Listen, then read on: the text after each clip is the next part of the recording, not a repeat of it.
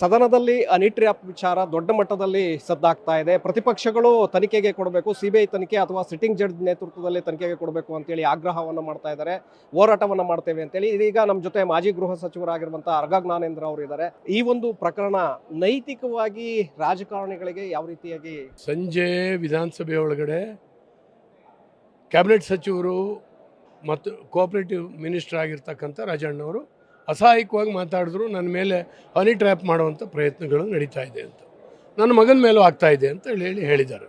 ಅದಲ್ಲದೆ 48 ಜನರ ಮೇಲೆ ಇದೆ ಅಂತ ಹೇಳ್ತಾರೆ. ಜಡ್ಜಸ್ಸು ಮತ್ತು ಸೆಂಟ್ರಲ್ ಮುಖಂಡರು ಸೇರಿದಂತೆ ಇವರೆಲ್ಲ ಇದ್ದಾರೆ ಅಂತ ಅವ್ರು ಹೇಳಿದ್ರು. ಅವರೆಲ್ಲರೂ ಕೂಡ ಈ ಹನಿ ಟ್ರ್ಯಾಪಿಗೆ ಒಳಗಾಗ್ತಾ ಇದ್ದಾರೆ, ಮಾಡುವಂಥ ಷಡ್ಯಂತ್ರ ನಡೆದಿದೆ ಅಂತೇಳಿ ಹೇಳ್ತಾರೆ. ಇದ್ರ ಬಗ್ಗೆ ನಿನ್ನೆ ಚರ್ಚೆ ಆಯಿತು. ನಿನ್ನೆ ಹೋಮ್ ಮಿನಿಸ್ಟರ್ ಅಂತ ಹೇಳಿದ್ರು, ರಾಜಣ್ಣವ್ರು ಕಂಪ್ಲೇಂಟ್ ಕೊಟ್ಟರೆ ಇವತ್ತು ನಾನು ಅದನ್ನ ವಿಚಾರಣೆಗೆ ಒಳಪಡಿಸ್ತೀವಿ ಅಂತ. ಇವತ್ತು ಅವರೇ ಹೇಳ್ತಾರೆ ರಾಜಣ್ಣವ್ರು ಇದುವರೆಗೆ ಕಂಪ್ಲೇಂಟ್ ಕೊಡಲಿಲ್ಲ ಅಂತ. ರಾಜಣ್ಣವ್ರು ತಡೆದಿದ್ದು ಯಾರು?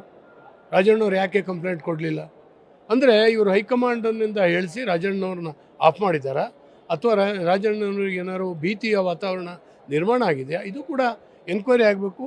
ಇವತ್ತು ನಿನ್ನೆ ಹೌಸ್ನಲ್ಲಿ ಹೇಳಿದ್ರಿಂದ ಇದು ಸದನದ ಸ್ವತ್ತು, ಚರ್ಚೆ ಸದನದಾಗಿದೆ. ಇವತ್ತು ಸಾರ್ವಜನಿಕವಾಗಿ ಇದನ್ನು ತಿಳ್ಕೊಳ್ಳುವಂಥ ಅವಶ್ಯಕತೆ ಸಾರ್ವಜನಿಕರಿಗಿದೆ.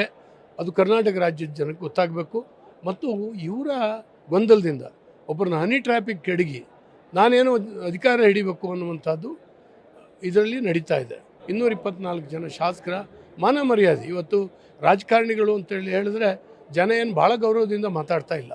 ಇಂಥ ಸಂದರ್ಭದಲ್ಲಿ ಇಂಥ ಹಗರಣಗಳಾದರೆ ಮತ್ತು ಅವು ಬಯಲಿಗೆ ಬರದೇ ಇದ್ದರೆ ಎಲ್ಲನೂ ಅನುಮಾನದಿಂದ ನೋಡುವಂಥ ಒಂದು ಪರಿಸ್ಥಿತಿ ನಿರ್ಮಾಣ ಆಗಿದೆ. ತನಿಖೆಯಿಂದ ಹಿಂದೇಟಾಗ್ತಾ ಇರೋದಕ್ಕೆ ಸರ್ಕಾರ ಸರ್, ತನಿಖೆ ಮಾಡಿದ್ರೆ ಇವ್ರ ಕ್ಯಾಬಿನೆಟ್ಟಿನ ಹಗರಣಗಳು ಬಯಲಾಗ್ತವೆ ಮತ್ತು ಇವ್ರ ಪಕ್ಷ ಉಳಿಯೋದೇ ಇಲ್ಲ. ನಿಮಗೆ ಗೊತ್ತಿದೆಯಲ್ಲ, ಹಿಂದೆ ಬಹುಶಃ ವೀರಪ್ಪ ಮೊಯ್ಲಿಯವರ ಅವಧಿನಲ್ಲಿ 3ನೇ ಮಾಡಿನಲ್ಲಿ ನನ್ನ ಮೇಲೆ ಹಲ್ಲೆ ಆಯಿತು, ನನಗೆ ರಕ್ಷಣೆ ಇಲ್ಲ ಅಂತೇಳಿ ಹೇಳೋ ಮುಖ್ಯಮಂತ್ರಿ ಬಂದು ಹಿಂದೆ ಕೆಳಗಡೆ ಕೂತಿದ್ರು, ಹೌಸ್ ನಡೀತಾ ಇತ್ತು ಅವಾಗ. ಇವತ್ತು ಸೇಮ್ 2ನೇ ಸ್ಥಿತಿ ಇದು ನಿರ್ಮಾಣ ಆಗಿದೆ. ಭಾಳ ಗಂಭೀರವಾಗಿ ತೊಗೊಳ್ಬೇಕು ಸರ್. ಇವತ್ತು ಅವ್ರಿಗಾಗಿದೆ, ನಾಳೆ ಮತ್ತೊಬ್ಬರಿಗೆ ಇದೇ ರೀತಿಯಾಗಿ ಆದರೆ ಹೇಗೆ? ಈಗ ಅನೇಕರಿಗೆ ಆಗಿದೆ, ಮುಂದೆಯೂ ಆಗ್ಬೋದು. ಇದಿಷ್ಟು ಅರ್ಗ ಜ್ಞಾನೇಂದ್ರ ಅವರ ಅಭಿಪ್ರಾಯ. ಕ್ಯಾಮ್ರಾ ಪರ್ಸನ್ ರಾಮಕೃಷ್ಣ ಜೊತೆ ಶಿವಕುಮಾರ್ ಜೋಳಿ, TV5 ಬ್ಯಾಂಗ್ಳೂರು.